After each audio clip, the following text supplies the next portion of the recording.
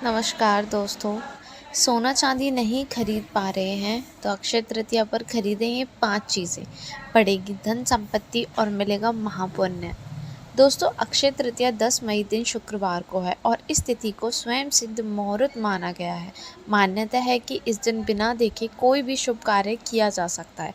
अक्षय तृतीया के दिन मांगलिक कार्य जैसे विवाह, गृह प्रवेश, नया बिजनेस शुरू करना आदि कार्य आरंभ करना अत्यंत शुभ फलदायी माना जाता है। ज्योतिष शास्त्र के अनुसार अक्षय तृतीया के दिन 5 चीज़ें खरीदना बहुत शुभ माना जाता है। इन 5 चीज़ों के खरीदने से धन संपत्ति में इजाफा होता है और परिवार के सदस्यों की उन्नति भी होगी। तो आइए जानते हैं अक्षय तृतीया के दिन किन 5 चीज़ों को खरीदना चाहिए। लेकिन उससे पहले अगर आप भी चाहते हैं कि लक्ष्मी माता का आशीर्वाद आप पर बना रहे तो इस वीडियो को एक लाइक करें और चैनल को सब्सक्राइब कर लें और कमेंट बॉक्स में जय लक्ष्मी माता ज़रूर लिखें।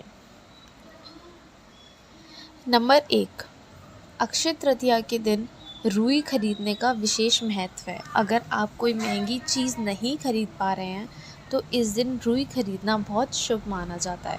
अक्षय तृतीया के दिन रुई खरीदने से जीवन में शांति बनी रहती है और धन धान्य में अच्छी वृद्धि होती है। नंबर 2, अक्षय तृतीया के दिन सेंधा नमक खरीदना बहुत शुभ माना जाता है। सेंधा नमक का संबंध भौतिक सुख सुविधा के स्वामी शुक्र और माता व मानसिक शांति के कारक ग्रह चंद्रदेव से माना जाता है।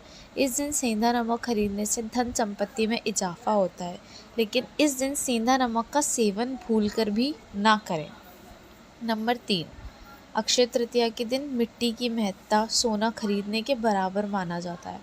अगर आप सोना चांदी नहीं खरीद पा रहे हैं तो मिट्टी का पात्र जैसे घड़ा, दीपक आदि चीज़ों को इस दिन घर लाना शुभ माना जाता है। ऐसा करने से आपकी संपत्ति में इजाफा होता है और घर के सदस्यों की भी अच्छी उन्नति होती है। नंबर 4, अक्षय तृतीया के दिन जौ या पीली सरसों खरीदना बहुत शुभ माना जाता है। इस दिन पर जौ या पीली सरसों खरीदना सोना चांदी खरीदने के बराबर माना जाता है। अक्षय तृतीया पर जौ या पीली सरसों को घर पर लाने से माता लक्ष्मी का आशीर्वाद मिलता है। नंबर 5, अक्षय तृतीया के दिन बर्तन या कौड़ी खरीदना भी बहुत शुभ माना जाता है। इस दिन तांबे या पीतल के बर्तन खरीद कर घर ला सकते हैं। ऐसा करने से धन्य धान्य में वृद्धि होती है।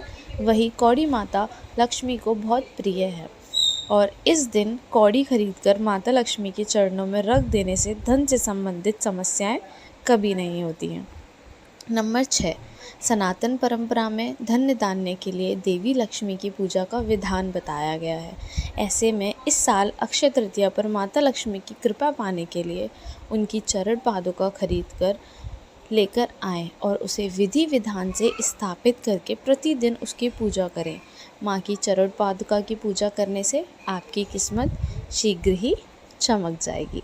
नंबर 7, अक्षय तृतीया पर यदि महंगाई के चलते आप सोना न खरीद पाएँ तो आप बिल्कुल निराश ना हो और इस दिन अपने घर में माँ लक्ष्मी की कृपा बरसाने वाला श्री यंत्र लेकर आएँ और उसकी विधि विधान से स्थापना कराकर प्रतिदिन श्री यंत्र की पूजा और श्री सूक्तक का पाठ करें।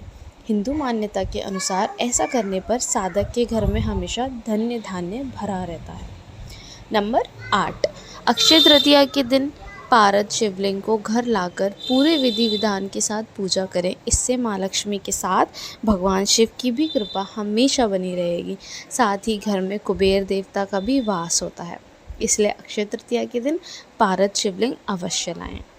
नंबर 9, अक्षय तृतीया के दिन आप दक्षिणावर्ती शंख भी खरीद सकते हैं।